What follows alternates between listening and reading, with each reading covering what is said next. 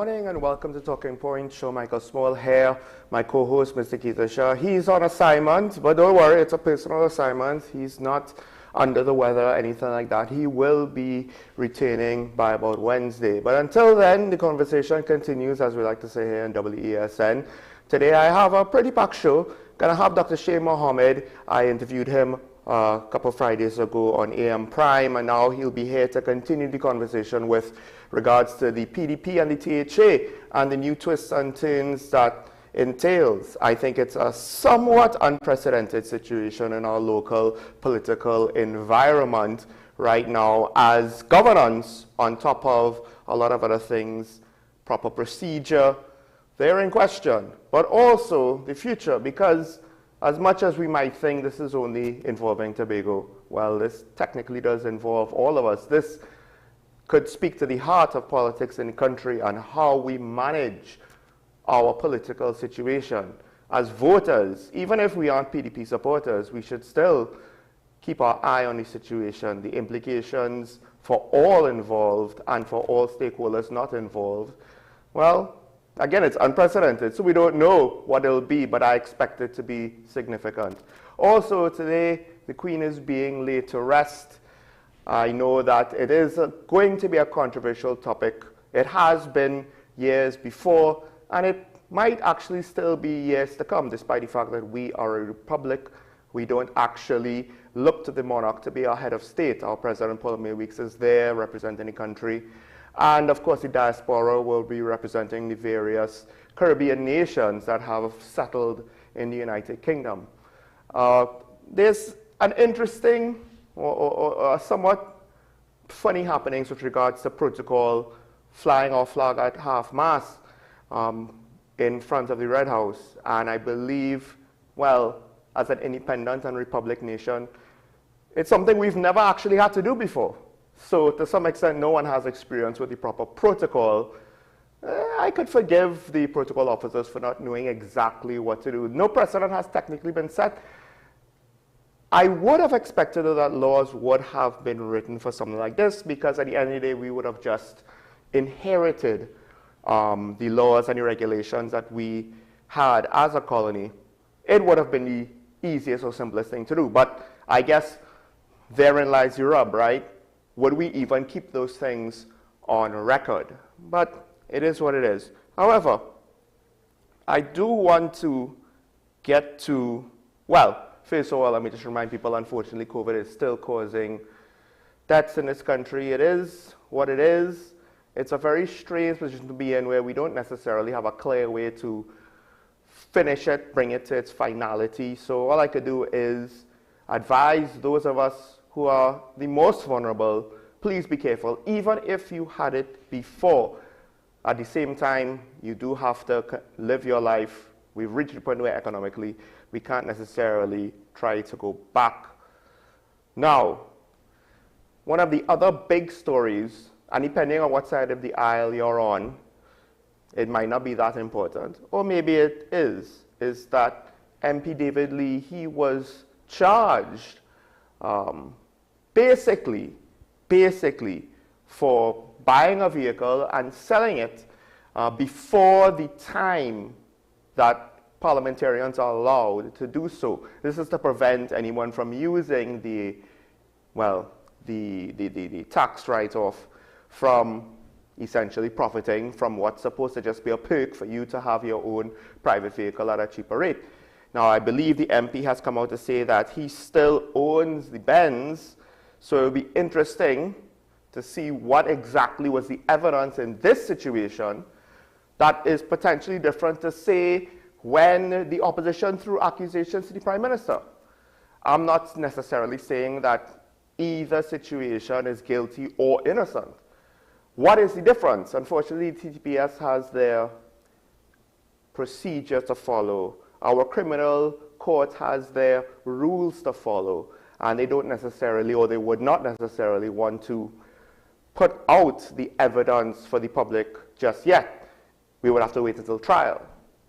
That then leads us to the issue in this country where trial, well, it takes forever just to start a trial, much less to actually reach the point where we're hearing evidence and the trial is underway. So I don't know if we're going to get an answer to this one. To what extent is this political? Therein lies the question. Because of course the authorities are saying it's not political, and of course the opposition is saying it is political. Who do we believe in this situation?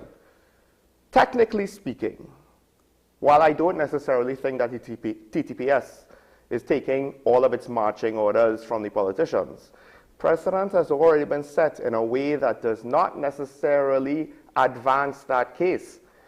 And that is to say, the Police Service Commission, for all intents and purposes, with regards to the spirit of the law, it's hard to say that they weren't tampered with.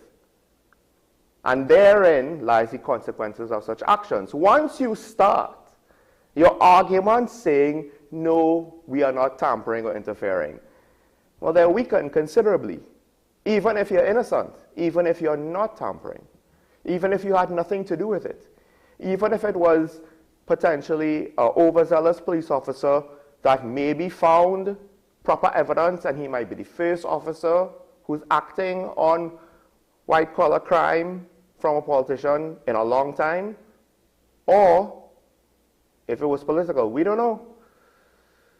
But even if the government, the PNM, nobody, not even tangentially, indirectly associated, were involved, well, precedent is already set. And this is why I look to things like communication, decisions, right? Why make decisions that set bad precedent, even if they're benign, unless you have a good reason to do it?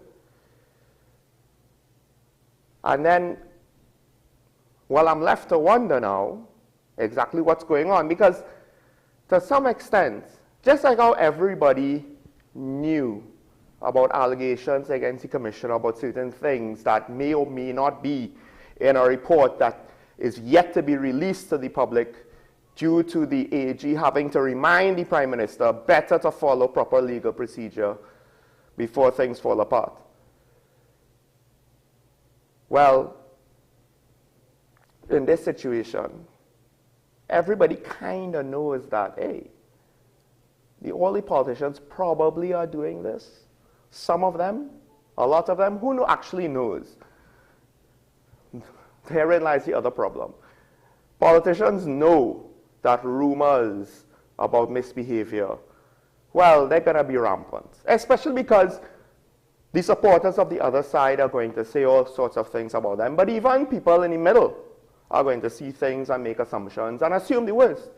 And when you're already facing an uphill battle, why would you make pathetic mistakes that are unnecessary, such as creating a precedent where you get involved in things you're not supposed to get involved with? Part of the law says the Police Service Commission is supposed to be independent. Your hat as the head of the National Security Council does not circumvent that. Now, it could be in other areas such circumvention can happen, but not in this case. Because even if it is legal, it still looks bad. And perception to a politician, I thought politicians understand this. Perception in some cases are more important than reality. Because we don't actually convict politicians of anything, but people know. People get fed up. And being fed up, being frustrated, gave us 14-1 in Tobago. So it seems like a small problem. It seems like it could be a minor thing. Maybe it's just a naked political attack. The timing is interesting. I would have thought that the PNM would have been more than happy to just let the situation in Tobago dominate the headlines. They don't have to do anything, which means they don't have to risk looking bad. And actually, I do think that's the case. I think that there's a very good chance they had nothing to do with these charges. Doesn't matter. Perception is reality when it comes to politics, and it's hard for people not to perceive that there's some kind of political motivation in here somehow. And the worst case scenario for the PNM would be that somebody low on the totem pole was trying to win points with the people at the higher levels and misstepped and caused this situation. Or worse yet, somebody in the TTPS maybe a little too ambitious might cause a little bit of embarrassment for somebody above him. But chances are we will never know here. One of the things that we will get to later with the acting ASP Ashraf Ali, he will be joining us, of course, later today. An increasing spate in mass shootings. And it makes me wonder to what extent are more innocent people being caught in the crossfire. And I remember back earlier this year or late last year, forgive me, when the prison guard was shot. And his daughter was right next to him. And I was so grateful that, well, fortunately she was not hit, but there's been more than one, probably multiple situations where children have been caught in the crossfire. And in one of the more later cases in Sangre Grande, it was not, how do I put this? It wasn't that the bullet flew an unintended direction, unintended distance, and hit somebody that had nothing to do with the shooting. It was a case where the children were in the vicinity and the gunman seemingly fired indiscriminately. It's hard to know what the motivations for that sort of thing is, especially in TNT, and I hope this doesn't mean that this sort of crime continues to become more popular and more widespread. Now, crime is a serious situation. It's affecting our economy. It's affecting our ease of doing business because, well, it's affecting our investments for sure. When we have travel advisories, pretty certain major companies who are not here, and maybe even some of those who are here, are constantly assessing the risk. But major companies are mainly the oil and gas companies. We have our own banks, we have our own groceries, we have to import vehicles. But to some extent, it's local dealers. New investment. What exactly should we be looking for with new investment? And I do wonder to what extent now, because, you know, for the established companies, it's fine. But as we're hoping for recovery, as we're hoping for, in some cases, not everybody, to improve our tourism situation, to improve our agriculture situation. I think agriculture is a little bit more important, but tourism is important as well. We have already invested so much, not a lot of government money though, but we've invested so much. Government is going to invest in an airport, which is not necessarily going to solve any of the problems. But the ease of doing business due to our crime, I think that's something that we need to repeat. We need to remind ourselves. The United States Embassy, I believe, has travel advisory for all of its nation citizens coming in. They have very specific advisories for very specific spots of where not to go ever. Areas of the capital. It's just one more obstacle with regards to our economic recovery that I think we might still be underestimating how easy or how automatic it will be. No one expects disaster, for the most part, until it happens to you. Very few people are willing to take preparations that far. And I do wonder if what we see in the nation is just not enough. Because the irony of the situation is, while crime contributes to our economy being interfered with, being disrupted, obviously it wasn't the main factor, but it's a serious factor. Well, as our economy is impacted, more people have a harder time keeping up with inflation. They need money. They might look to crime. It's a vicious cycle that we're running the risk of feeding. That cycle also is included in our education system where those who can't afford, or those who, more importantly, are children in school see their parents can't afford, what's the point? I have a friend that basically had to ask, is it actually intended for my kids to be able to go to school? And for normal or poor people to afford just to get my kids into a government school. These are some serious issues that we have to deal with. And ironically speaking, as much as we're going to be talking about a lot of the Bmobile this morning, when we get my first guest in after the 20-minute break, I do think that politicians on both sides of the aisle are more than happy to not really have to talk about this. Because at the end of the day, it's not as though we're hearing anything resembling a plan from either side. And I get it. You blame the government of the day because they're the ones in charge, right? And they do have at least some, if not a lot, of things to answer for. But where are the alternatives? At the very least, the opposition party should get a list of ideas, a list of solutions, and start campaigning on them. And if the government tries to adopt those ideas, basically just say that they're copying me. I don't get it how we think so little of the voting public that politicians want to keep all of their ideas secret because it's so easy for the other side to steal them. Well, why do you let them? It all goes back to what I say, why don't our politicians debate on important issues? What are they afraid of? They can't talk? Well, the honest truth is they probably can't talk. But again, we have some serious problems with our economy, with our education system, and with crime. And the consequences of all of them feed into each other. They are not operating in silos.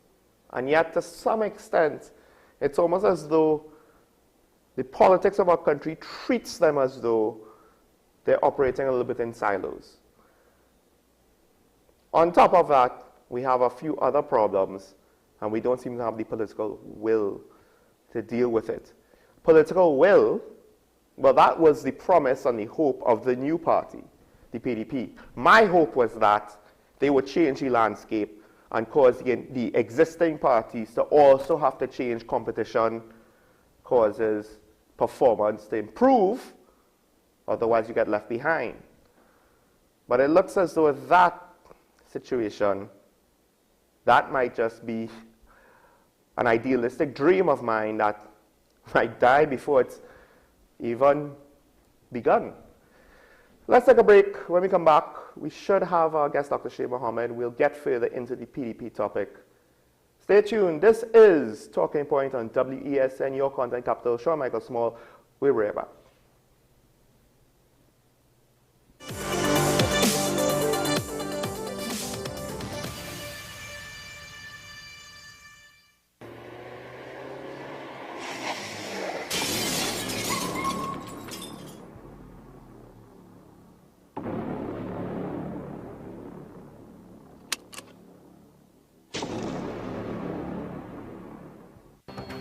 The issue, the continued rise in the price of flour and its impact on the cost of living in Trinidad and Tobago. How should we go about it? I want to ask you what has been revealed to you about the state of vulnerability in the country because of this exercise and because of what we're going through. Is the government losing the war on the vaccine front? The discussion should revolve around the common good for the greatest number of people in Trinidad and Tobago. How do we inculcate a sense of respect and regard for people who may not be of your own political ilk or persuasion? The communities are now being used by political opportunists. So when the tables are turned, it's the same way.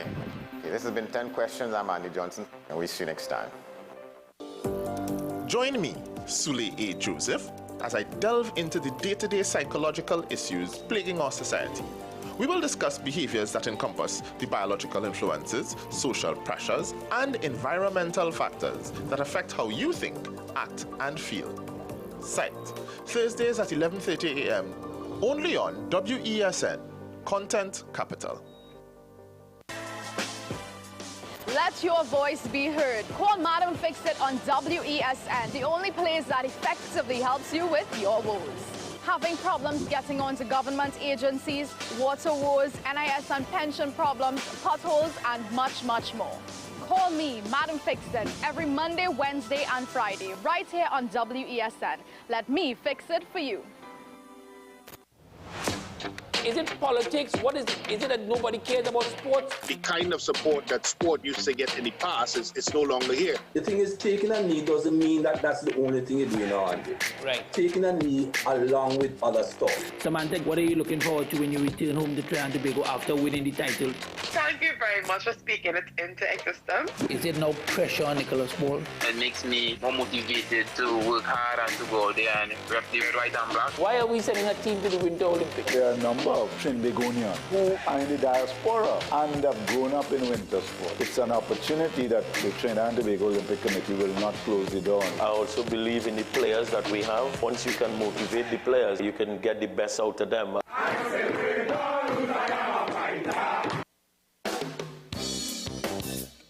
Chantwell Vibes, a musical tribute to Andre Tanker. Saturday, September 24th, 2022. Central Bank Auditorium.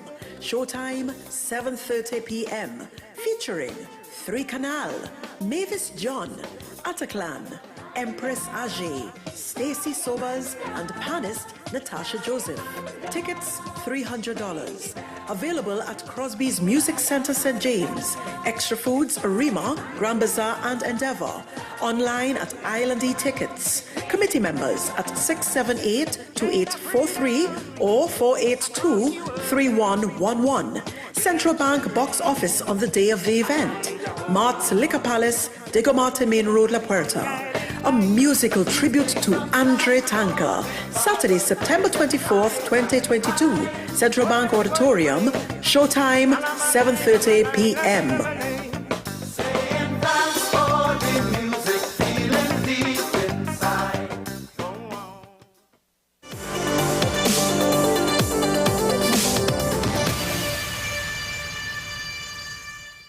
Welcome back to Talking Point. And in an ironic twist of fate, I do have to admit that the current conflict between the head of the PDP and I guess you could say either the Chief Sec or all of the THA, we don't necessarily know for certain at this point. Regardless, it's not business as usual. Usually that's the complaint that I have with regards to our political climate. Politicians, almost like if they act from a script, they don't deviate from the norm at all, really. Very, very rarely.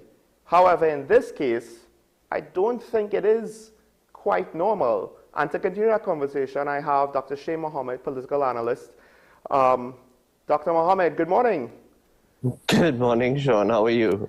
Well, it's been a beautiful, beautiful Monday, so, you know, all things considered, a pretty restful weekend.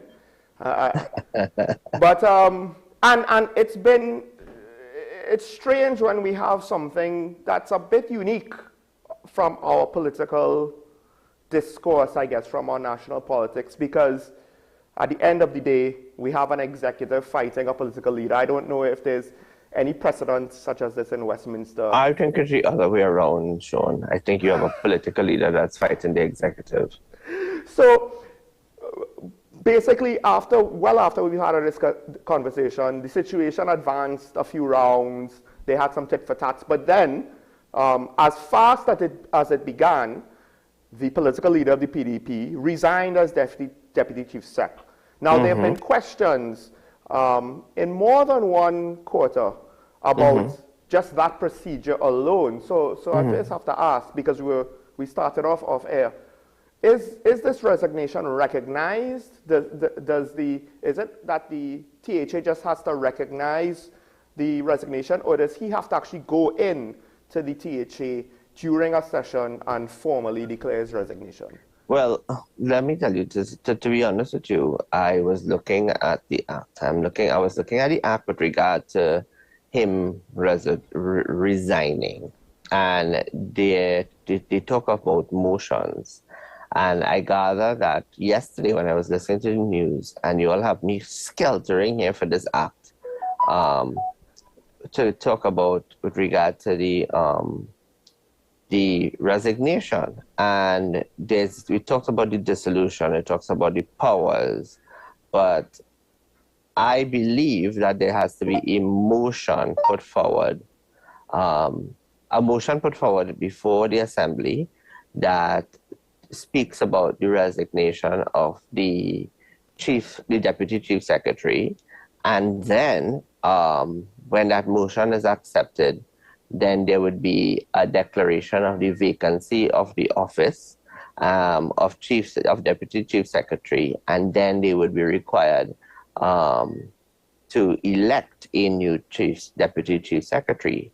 And I'm saying that out of common sense. I am still looking through the act as we speak, but I am listening to the chief secretary, and in listening to the chief secretary, and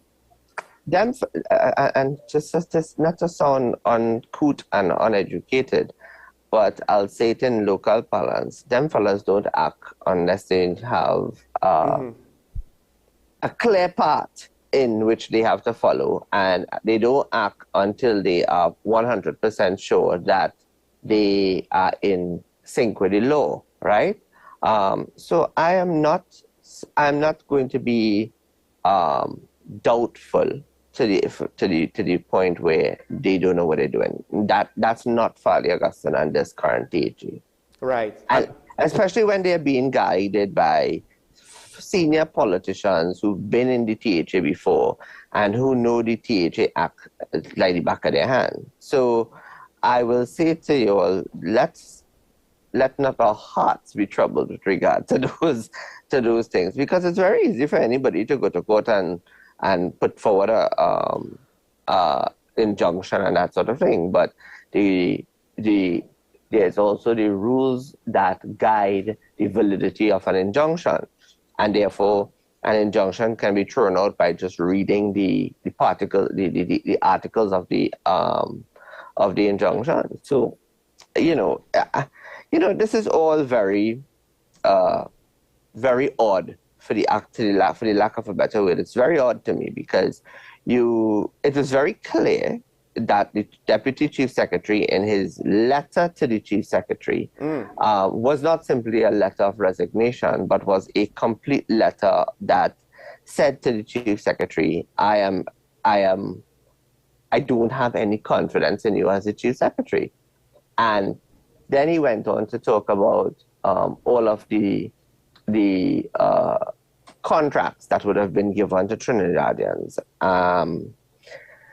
I have issue with that as well, because I am very much familiar with the chief secretary, with the THA. I'm very familiar with this administration. I'm very familiar with their philosophy. And that in itself does not make sense to me, because I'm going to ask a question, and Sean, I want you to know, it is in my best interest and in your best interest for us to ask questions rather than to make statements. But it's also, I've learned as part of my writing as a columnist and all of that, we ask questions of the obvious, right? Yes. So the chief secretary, the outgoing deputy chief secretary spoke about the chief secretary has questions to answer with regard to contracts that were given to contractors in Trinidad. I am going to ask a question. Did the deputy chief secretary, in his role as political leader of the PDP in the 6-6 elections, did he receive a certain amount of funds from Trinidad, from his friends in Trinidad, to assist in the election campaign? And did those funds actually go to the election campaign? One. Did the deputy chief secretary, in his role as political leader of the PDP, receive sums amounting to millions of dollars from his friends in Trinidad? And if so, where did that funds go? Because as far as I'm aware, the campaign that was led by the PDP was not one that was high in expenditure and in the expending of large sums of money, but rather it was a ground campaign. So if in fact the deputy chief secretary, as political leader, did in fact receive donations and sums of monies from Trinidad and from his friends in Trinidad, where did that money go? Well, consider this. I thought that this was just a failed strategy by Duke.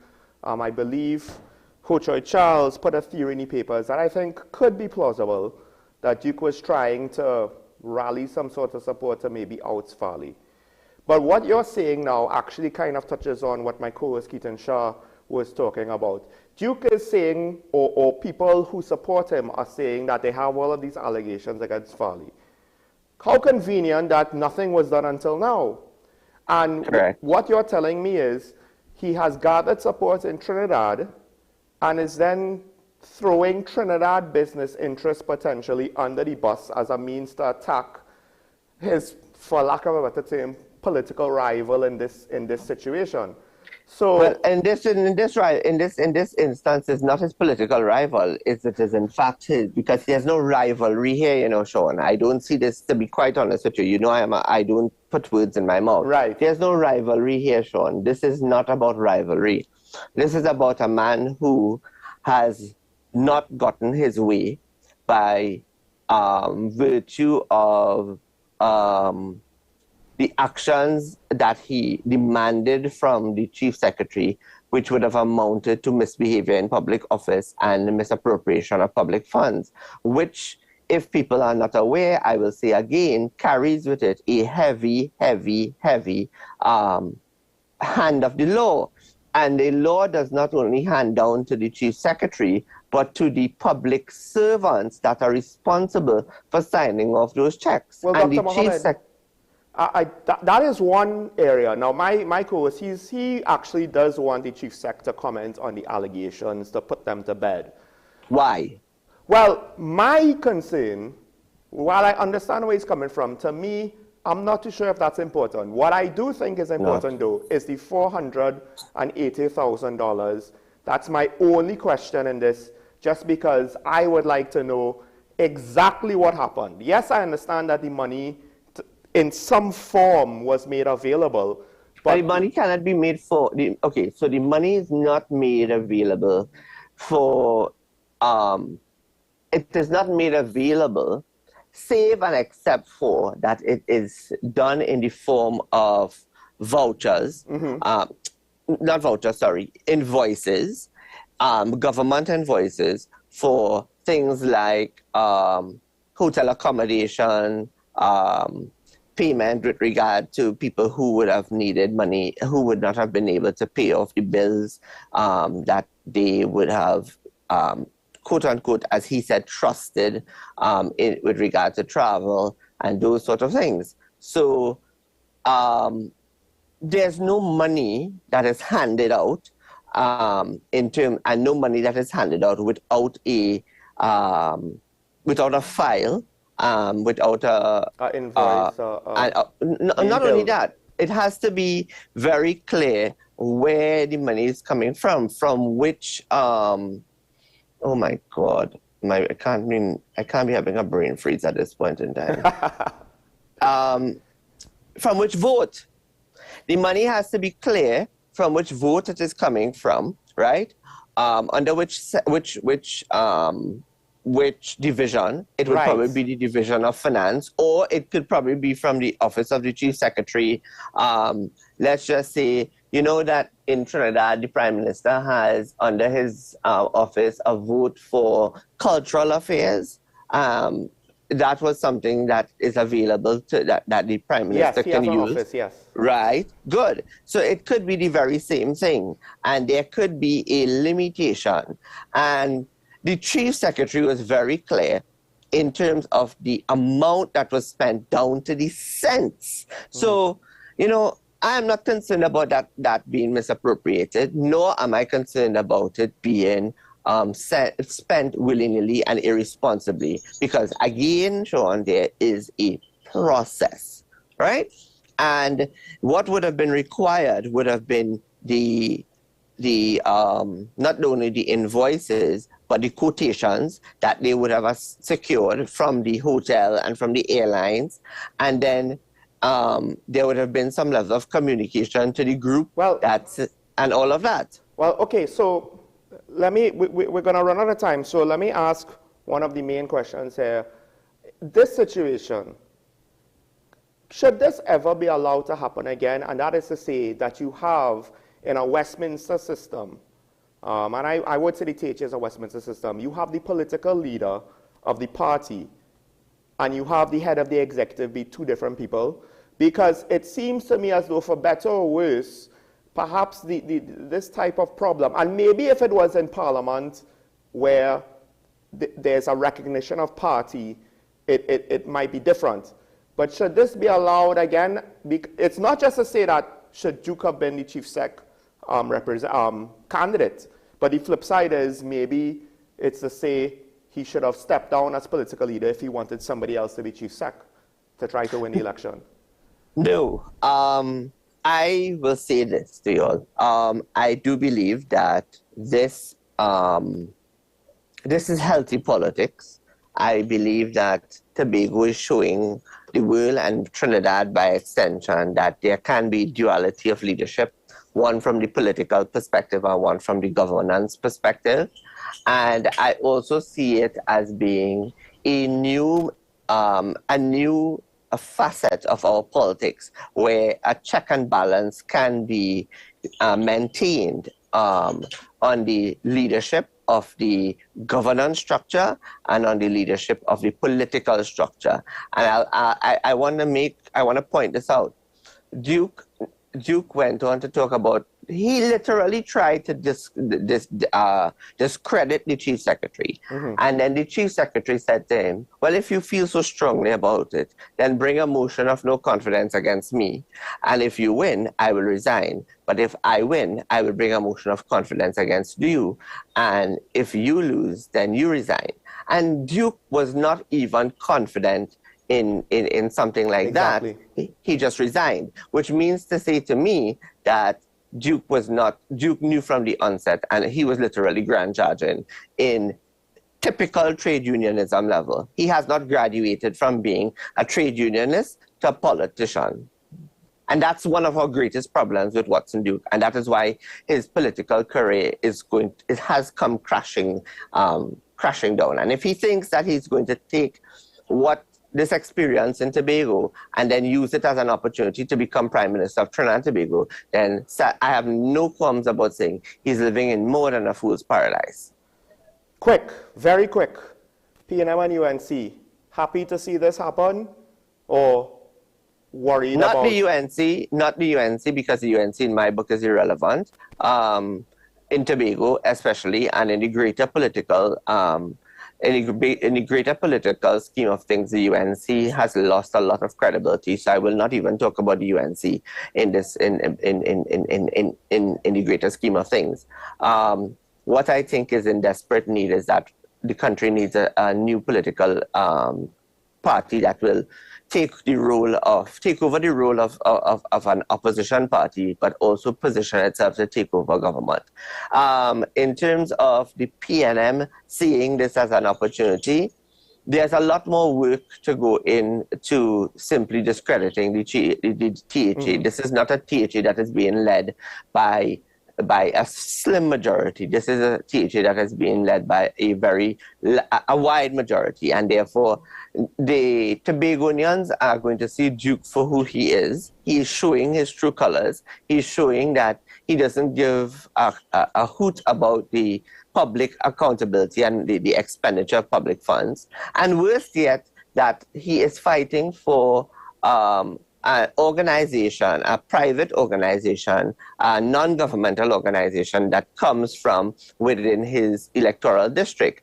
My question is, would he have behaved the same way had it been a non-governmental organization that would have come from Mount Grey Scarborough electoral district? The answer is no. So do so, don't like so, and it is very much it is shining headlights on the lack of Duke's ability to be an effective political leader and national leader.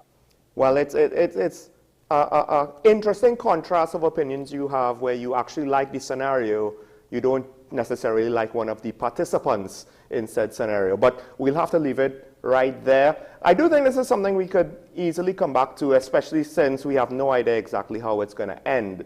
So bring it on, Sean. We will be keeping an eye on this for future. Yeah, for sure. Well, Definitely. folks, we have to take a break. When we come back, we'll welcome the acting ASP, our weekly TTPS media ambassador, to talk about the crime situation, as I mentioned before. Stay tuned. But for now, thank you, Dr. Shea Mohammed. This is Talking Point on WESN. We'll be right back.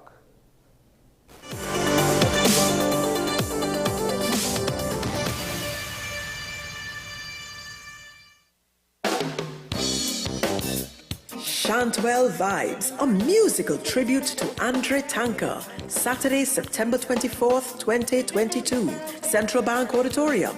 Showtime, 7:30 p.m. Featuring 3 Canal, Mavis John, Ataclan, Empress Ajay, Stacy Sobers, and panist Natasha Joseph. Tickets, $300. Available at Crosby's Music Center, St. James. Extra Foods, Arima, Grand Bazaar, and Endeavour. Online at Island E-Tickets. Committee members at 678-2843 or 482-3111. Central Bank box office on the day of the event. Mart's Liquor Palace, Diego Martin Main Road, La Puerta. A musical tribute to Andre Tanker. Saturday, September 24th, 2022. Central Bank Auditorium. Showtime, 7:30 p.m.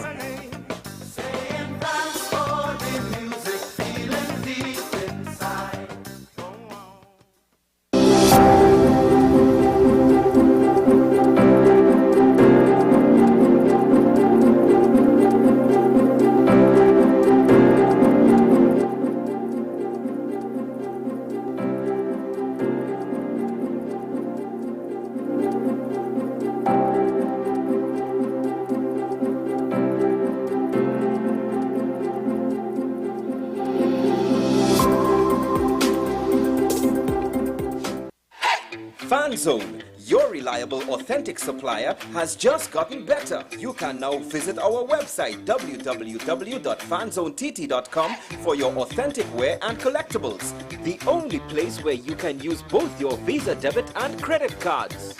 Visit our website fanzonett.com to make your purchase today.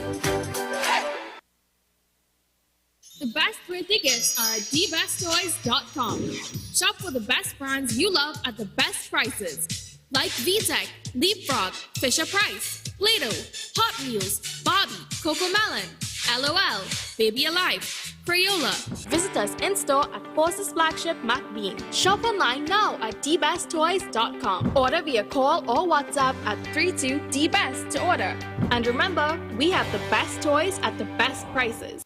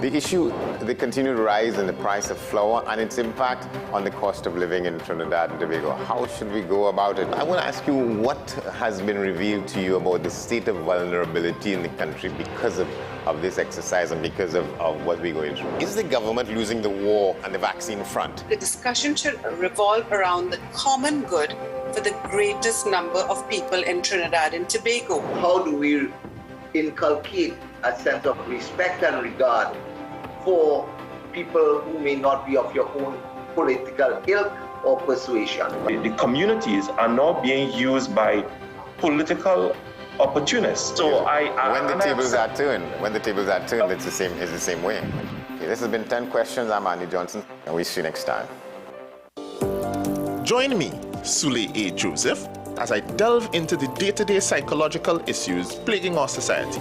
We will discuss behaviors that encompass the biological influences, social pressures, and environmental factors that affect how you think, act, and feel.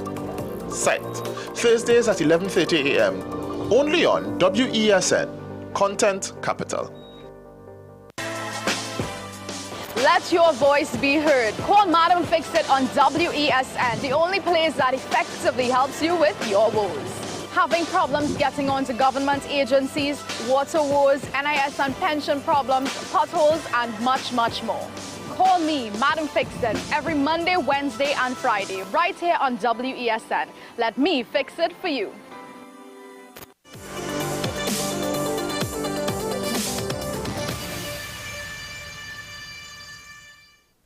Welcome back to Talking Point, and we're going from a situation that might be a bit unique with regards to our political discourse, and now we're returning to something that unfortunately is all too familiar, and that of course is our crime situation.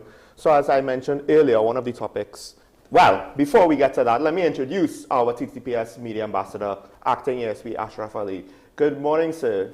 Thank you for being here again with me. And good morning to you, and it's a pleasure to be here again. All right. I know off air we had some discussions. Yes. Right, and this will lead up to the discussions because this opportunity that WESN has offered the Trinidad and Tobago Police Service and all media houses that give us the opportunity to be on their show, and it's an avenue for us to share and bring to light some of the issues surrounding the Trinidad and Tobago Police Service, transparency per se, building our trust and confidence in the public.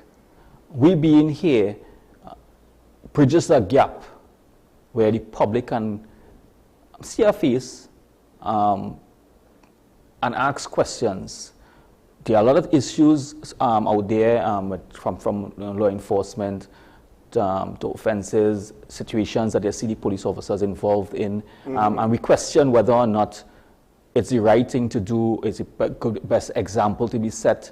And we are here to ensure that we have some level of transparency and we could bring to the fore some of these issues.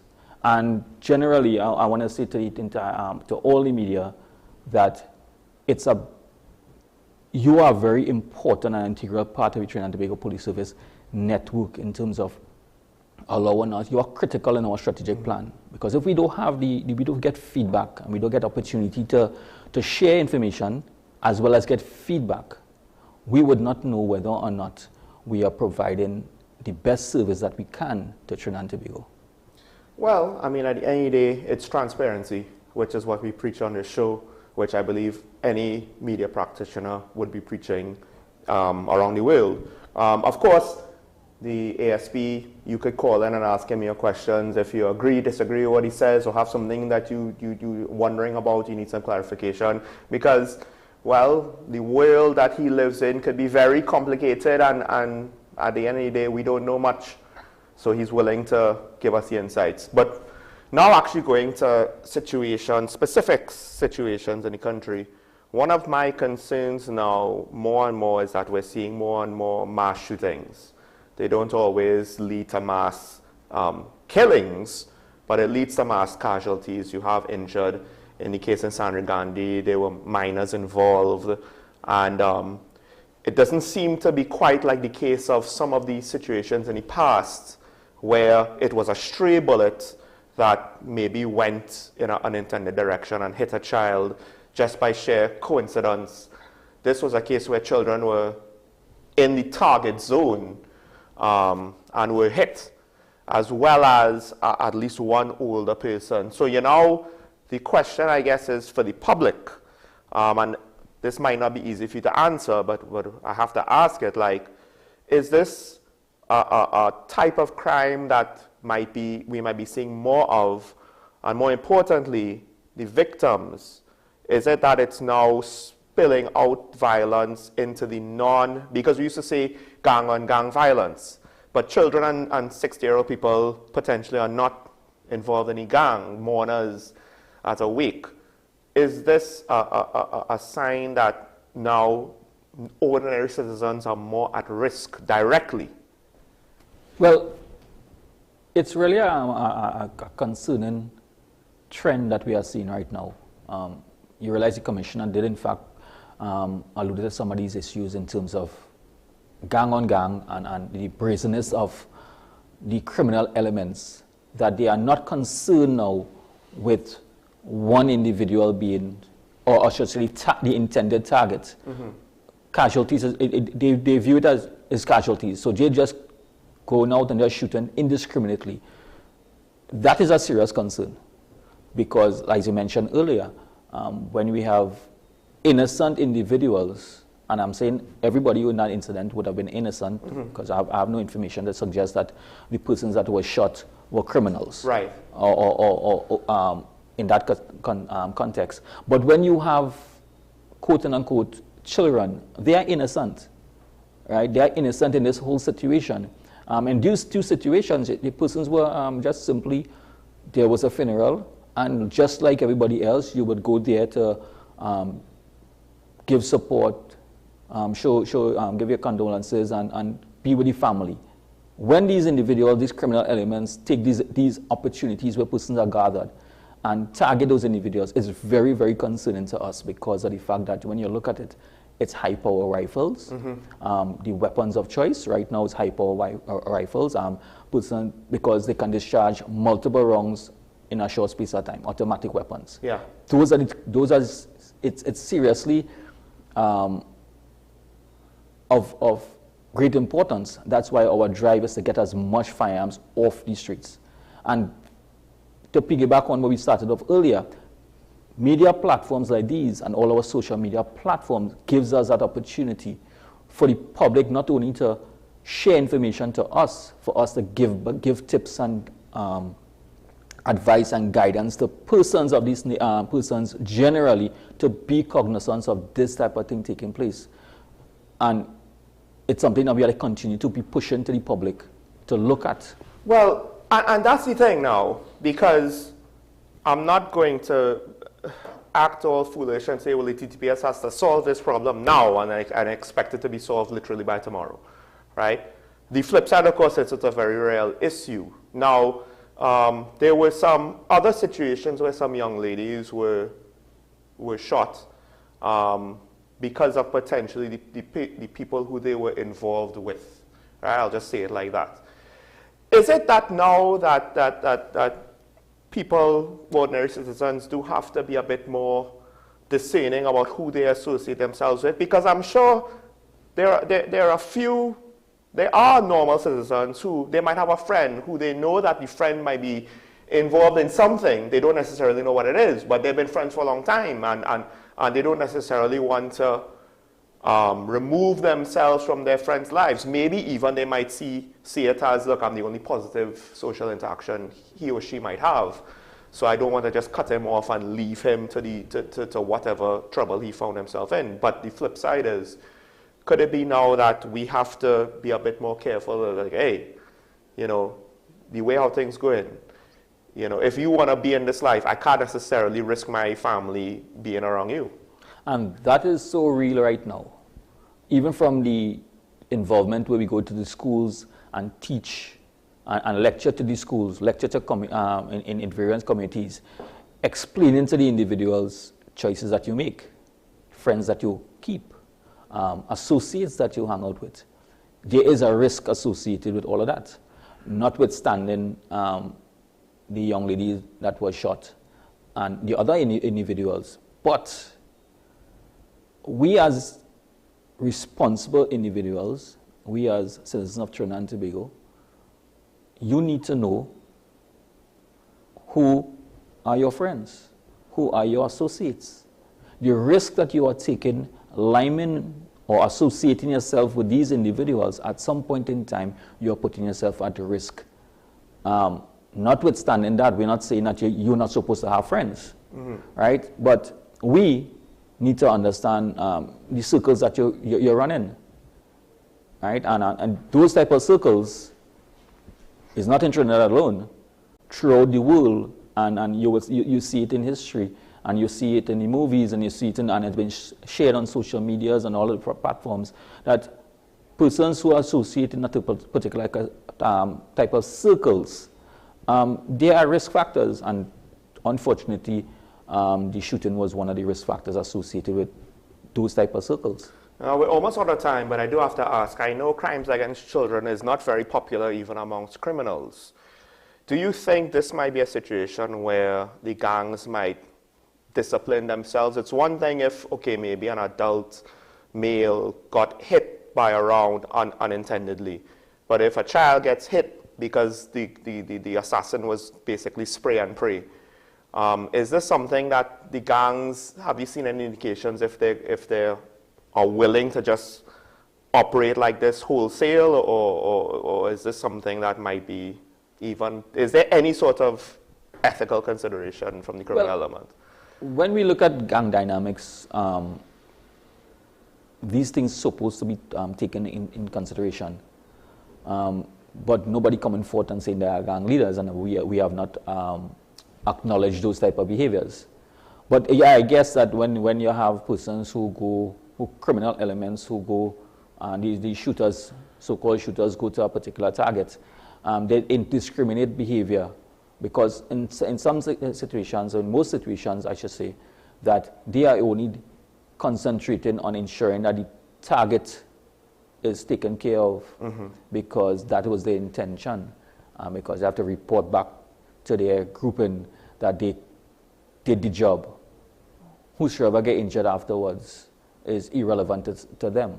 But but once a child is injured, I am hoping that those individuals, and I'm saying that to those communities out there who know these gang members, who knows these individuals who have been involved in it, parents, look at what they are doing and tell me if you are comfortable where somebody could go, because it could be your child, it could be my child, it could be anyone's child that could have been on the road, and these individuals doing that.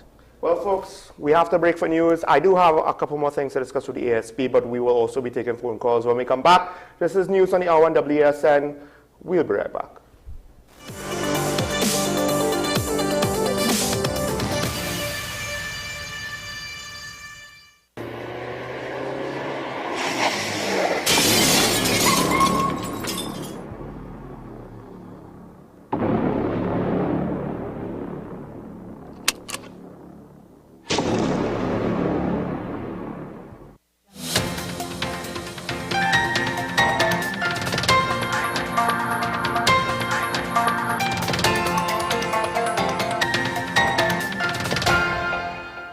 Here's your WESN News on the Hour. I am Denise St. Clair. Thanks for joining us. Here are the headlines. Queen Elizabeth II laid to rest. Opposition MP describes charges as political witch hunt.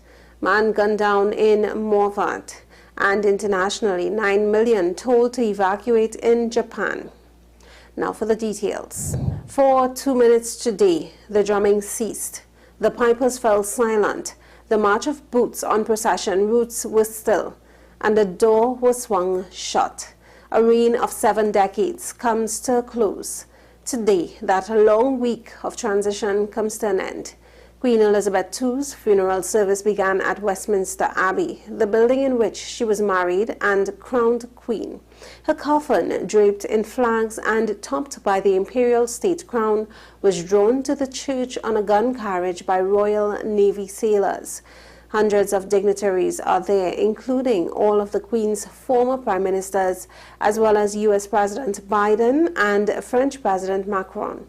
Hundreds of thousands of people are lining the streets of the capital to watch the procession after the service.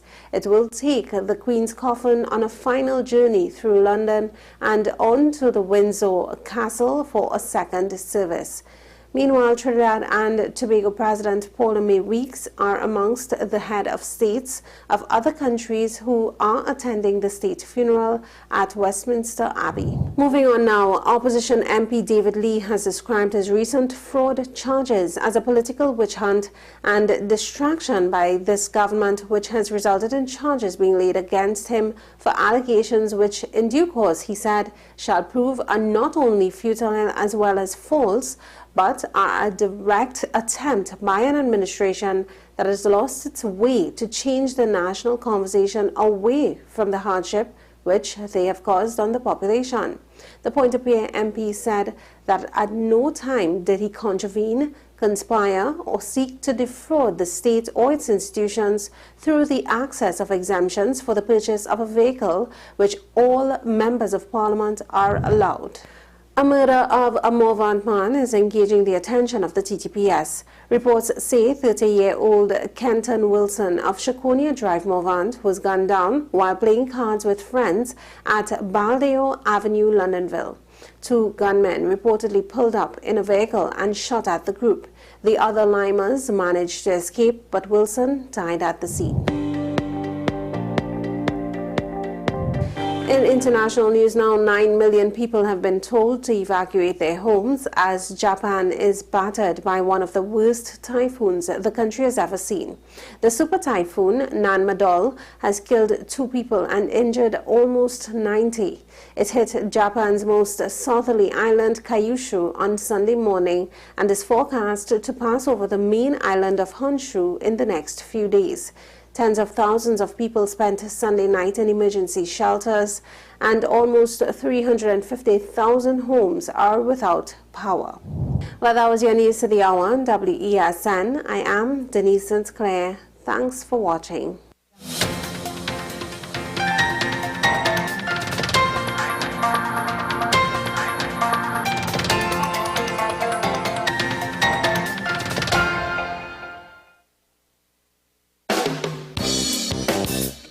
Chantwell Vibes, a musical tribute to Andre Tanker, Saturday, September 24th, 2022, Central Bank Auditorium.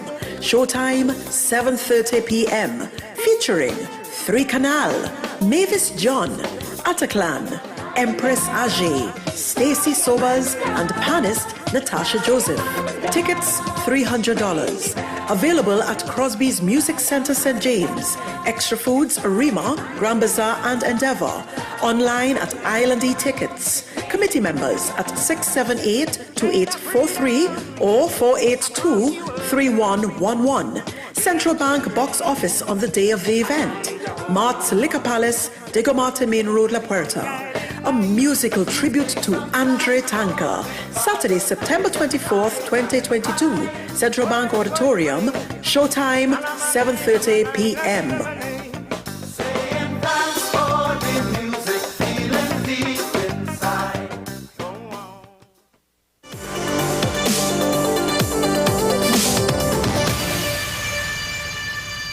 Welcome back to Talking Point, ladies and gentlemen. Of course, I still have a question I need to ask the ASP before we open up the phone lines, and that is something that I think a lot of people might have this pet peeve. Those of us who have watched the show the last couple of weeks or months would know that the traffic situation is something that we comment about. And of course, if you look at a police vehicle, I'm willing to bet 9 times out of 10, the sirens and lights are on and they got in through the traffic and they're pushing their way through while we are just stuck there. Not always. I have to admit, last week I did see one police car in traffic, but that seems to be the exception and not the norm. So, ASP Ali, please tell me, first of all, is it correct for police officers potentially to use their lights and sirens just to get through traffic with no emergency? No, you put me in a very tight position there, Sean, because it was right to use it in emergency. With no emergency, emergency. The assumption is that it's not an emergency, and I would not be able to say whether or not those vehicles and that those particular situations that the officers was not proceeding to emergency. However, we have continued to impress upon officers that the responsible use of the police vehicles and the use of the sirens and the lights, there are policies in the police service that would take in that into consideration. But we continue to have these issues coming out where the public in several situations and circumstances view this as being non-emergency situations. Mm-hmm. We can't say that for sure, right? But what I can say is that these vehicles are authorized to use the lights. Mm-hmm. We are authorized to use sirens.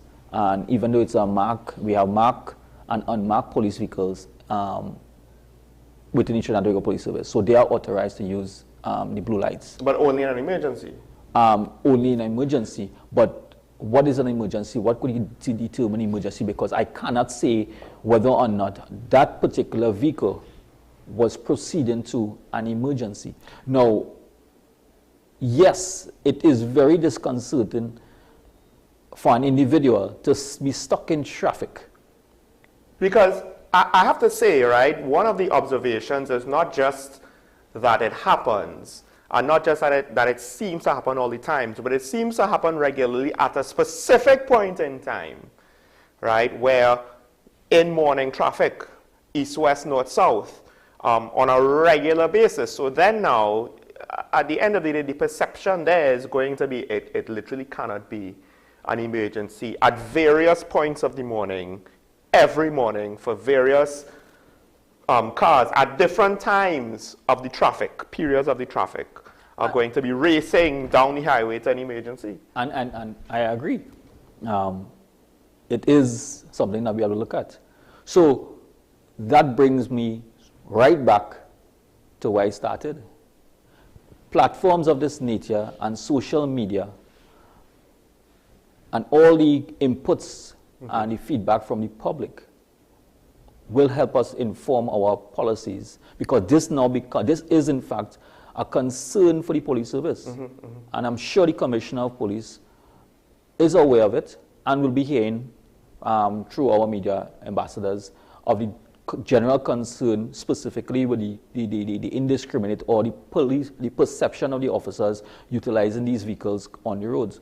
Because I mean, at the same time, we view emergencies in one light, but we may not know what is the circumstance behind it. But with that being said, we have to continue looking into it and ensuring that these things does not happen. But let's be very transparent. General public, if you're out there and you will see situations of this nature, take some photographs. Take a picture, send it on our social media platforms, hit us up on Facebook. Give us your views on this particular incident or incidents of this nature, and let us get the opportunity to treat with it, because we want to be able to say that we are providing a good service and we are leading by example. But only if you're a passenger, or if you're a pedestrian, or if you're at a stop on the side of the road. Very well. I agree. I agree. Because using the cell phone while is an offense, right? So thanks for that also. So yes. So this is where we at with respect to the media. Social media has opened the doors. It's no holds bars. Yes. Everything is out there. So you cannot say it doesn't happen, because you will get you'll get 10 persons coming on saying yes, and same way they can identify time, date, and location that these incidents take place. So this is an opportunity for us now to look into it and bring some more clarity towards it, as well as fix those problems. Transparency, something that we don't necessarily have from our politics folks, but we're going to open up the phone lines, and maybe you might have some pet peeve that you see in a police officer do, and you could ask, because it's not always how we perceive it, right? We do have a caller from Diego Martin. Good morning, caller. Hi, everyone. Thank you. Good morning. Can I just switch a bit, please? Sure. Thanks. I just watched the funeral of the Queen, funeral. And we've heard repeatedly that this was unprecedented. And if we look at our lifetime and consider 100 years, of course it is.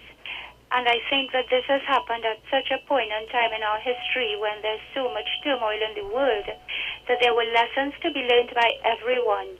Whatever your thoughts about the monarchy, cultural imperialism, domination, whatever, it mattered not, because almost every single person from world leader to ordinary man everywhere said words like steadfast, sacrifice, unmatched sense of duty, humanity. And I was struck by so many things, from the pageantry, the attention to detail, the juxtaposition of color on black, the blend of history and modernity of a 1,000-year-old architecture. But the one thing that's etched in my brain is the reverence, the unity, the camaraderie, the discipline by the citizens. And I think that was just extraordinary. And if ever there was a time to use words relevant to Majesty the Queen, it was that everything was most majestic. Thanks a lot. Goodbye. Thank you, caller. It's interesting, I think, because I do wonder if in our young nation we don't necessarily have that sort of history to appreciate, where you could see the ties. It's kind of weird. We're the new kids on the block almost. So I don't know if we have that to appreciate. One of the things that I like what the caller was going with is that we need to understand that even from a personal perspective, how you live and what type of legacy you leave. Yes, persons, once you go, once you die and go, you will hear all kind of things about individuals. But it all depends on you. You have control how you live, you know. You have control on the type of behavior that you conduct yourself in, the type of activities. Right? So that's so important. We have another caller from Claxton Bay. Good morning, caller. Morning, morning. Morning, Mr. Fisherman. Yeah, morning. Morning to the officer and morning now. Sean, one did it, but you know, this week going here, we lose one of our fishermen. Yes, on Friday. The area, the guy went to work Wednesday evening, and when they certain time they come Thursday morning, they went to look for him. So they find him, but what happened? We're just already going to the security firm and you call for assistance. You're not getting through. They're not getting. What sense you have it for? You call the river police for the assistance and the Charlotte to help search. You know, they say all the boats dried up. They're dried up or? Yeah, they pull up for service. That's what they mean, pull up for service. So we're not getting no assistance. You call the Coast Guard, they respond, the Coast Guard come, but they come late. We guys and them had to search, they get the guy wrap up in the tangle up in the net. The engine go on, the boat go on, when they find the boat too, somebody get and carry that show. So, you know, we're not getting no assistance from the security firm when you need that assistance.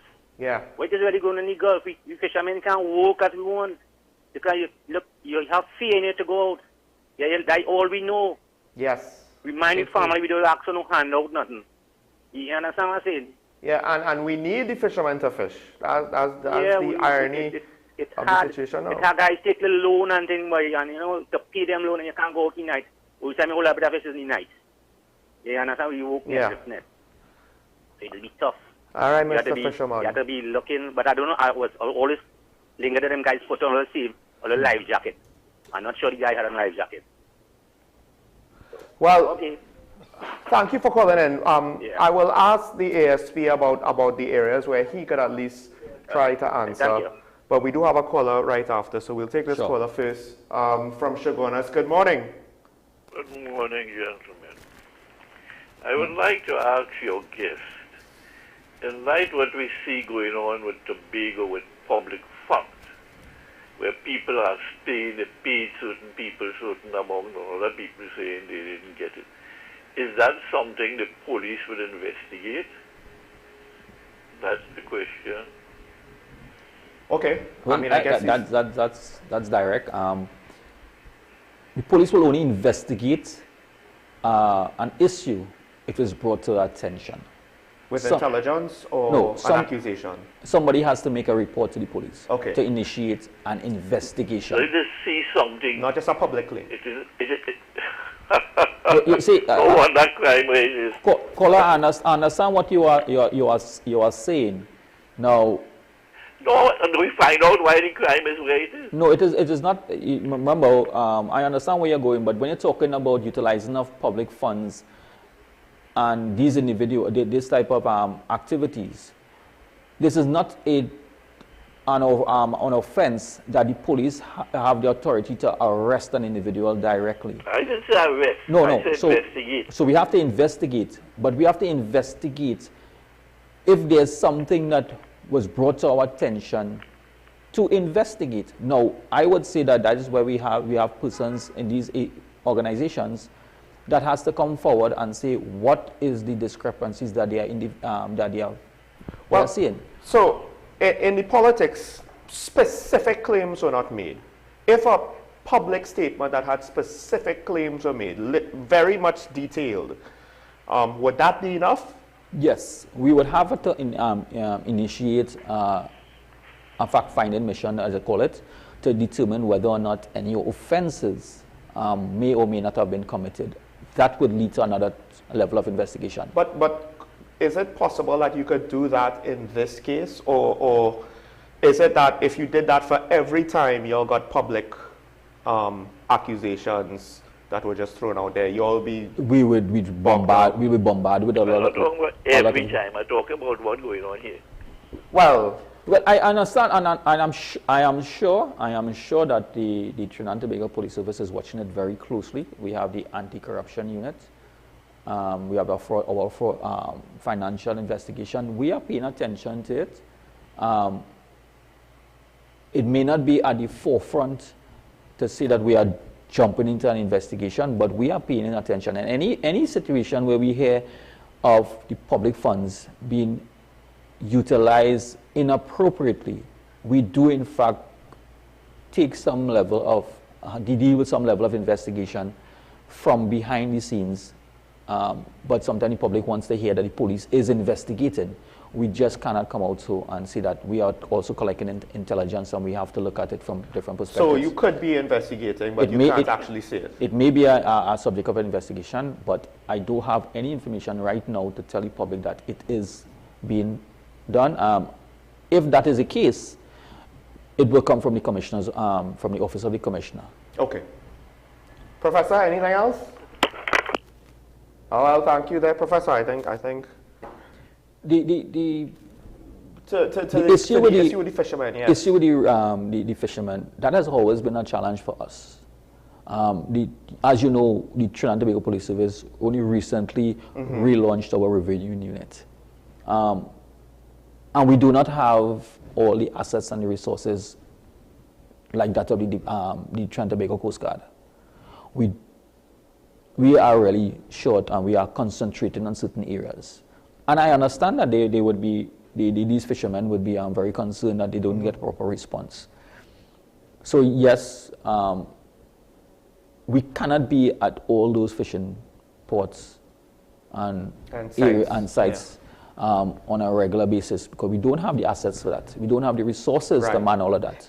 So the riverine unit, was it meant to patrol all of our shallow coastal areas, or at the very least, is it that you all are just concentrating on police investigations and areas that have to do with known hotspots and known activity? No, the revenue unit would be concentrating on, like I said, the rivers and the waterways within Trinidad. Okay, so it actually goes inland. Close, yes, inland. Right. So you up the Kyne River, the Blue Basin River, where we know criminal activities will take place in these areas, because the Coast Guard really may not go into those areas. Right. Right. So because they will concentrate on the outside. Now, one of the thing that the fisherman did in fact mention, safety. And one of the things that the revenue unit does in fact do is that they go to these fishing ports and meet with the fishing community and help them understand some of the safety requirements, safety tips when they're going out there. Simply, he said that the person wasn't wearing any of his life jacket. Now, I'm not saying that it may it may save his life, because I don't know the circumstance, but he did not have a life jacket, so he lost an opportunity. Yes. So he lost a chance to help himself. Yeah, it's been something that Mr. Fisherman has mentioned repeatedly. And this is one of the things we continue from this perspective for the revenue unit does in fact do that. Well, let me insulate you a little bit and say my piece with regards to the Coast Guard. In fact, I think it was last week, we are all questioned again with regards to assets and resources of the Coast Guard. That is to say, ASPLE cannot speak to another branch of the national security apparatus. So I am willing, however, to throw the questions out there, and maybe someone from the Ministry of National Security or the Coast Guard might hear me. What's going on? Because we got 2 new boats. I don't necessarily think that was enough to patrol our waters, and at the very least, I actually would say that if we can't secure borders from illegal immigrants and illegal smuggling, at the very least, we could try to secure, what little local food production that we have. Because agriculture and diversification is a big thing, but I guess we kind of forget that we have fishermen, and hey, that could be a very potent resource. Fresh fish, I'll say this, folks. If some people in Trinidad might not appreciate fish, but if you go to Tobago and get some fish, right, some proper fillets, fresh, that's a whole different experience. Yeah, it is. It's a whole different experience. And then you will enjoy yourself and enjoy that meal. But I think it's unfortunate. I think it's very, very unfortunate. There's an avenue for local food gathering that we're just taking for granted. Yeah, this industry has propped us up a long time. As an island, yes. As an island, yes. Throughout the circumference of this entire island, we have fishing villages. Persons fish not only for food in terms of business, right? But we have leisure also, yes, right? And this is some of the things that we continue to look at, because I mean, I too also fish, and I like the experience of go out there and spending some time with your family. Just experience of catching a fish, as I say, catching a fish and bringing it back home, cooking that fish. It's different. It's different than just going in the market and buying a fish. Yeah, right? because getting it fresh. Yeah, it's different. So this area has always been a challenge. It continues to be a challenge, but the riverine unit in Trinidad and Tobago Police Service, we are doing our part in terms of trying to educate in one aspect of it, in the safety and security on the seas, and in the other aspect, trying to deter some of those criminal elements from interfering with this industry. Now, but we are short in any event. Now, folks, the number should be up on your screen, but as we have the time, there was something else I just wanted to ask, get more clarification. A police officer here almost was run over by a driver, and he ended up shooting the driver and actually managed to, well, unfortunately kill the driver, who bounced the officer, but then also tried to come back, yes, to run, to sort of finish off the officer. I didn't necessarily follow all the details, but is there any indication what the motive was? Was it just a spur of the moment thing, or was the officer trying to was this like a retaliation? The officer was trying to carry out duties, arrest the individual, search the individual? Unfortunately, I don't have the full details of that incident. It only recently happened. It's kind of sketchy. But what was important is that we have to understand from a law enforcement perspective, someone does not have to have a firearm to pose a threat to the law enforcement officer. Mm-hmm. That vehicle was also used as a weapon. Yes. And in the commission of an offense, right? So the officer had to retaliate and protect his life. And he had a licensed firearm and discharged his weapon. And this goes back to, I remember in 2020 where they had the unfortunate incident where the lady was shot by the B-thumb, I believe it was, right? With the riots. Now, as much as, her getting shot, she was technically a bystander. the thing that I remember, and I guess you could take the shooting out of it. There was a gentleman swinging a piece of wood around, more or less in the midst of police officers, and he was just swinging it widely in wide arcs.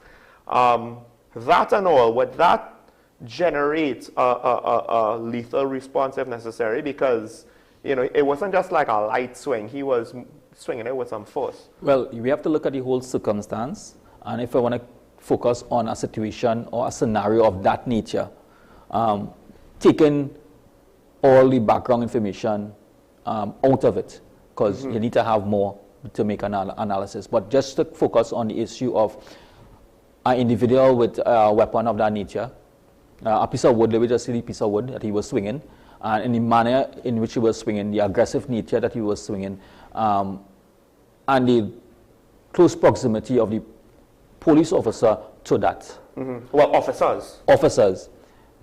It may or may not be a lethal weapon, a lethal situation, but it can also escalate very fast, because if the officers would have given that individual some instructions to desist, the mere fact that that individual refused to desist or started to approach the officer would take some evasive action. It may not have been a lethal weapon situation. Previously, it may have turned out to be a lethal weapon, a lethal weapon situation. Now we have the pepper spray as well as we have the opportunity to use a taser. So yes, in situations like that, the officers may use those two non-lethal weapons to disarm the individual and pacify that situation. Well, I mean, I'm just going to say that there's a long way to go with regards to customer service, but also use of force. I understand, though, that it's a stressful situation, but we have to end the conversation there. I'd like to thank Acting ASP Ashraf Ali for coming there and being in a little bit of the hot seat today. Dr. Shay Mohammed to speak on the PDP-THA matter once again.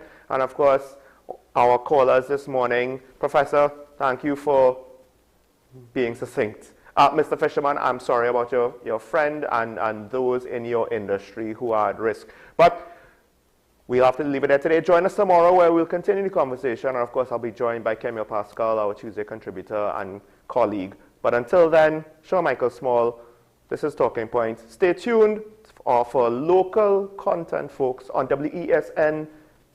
We'll be right. We'll see you tomorrow.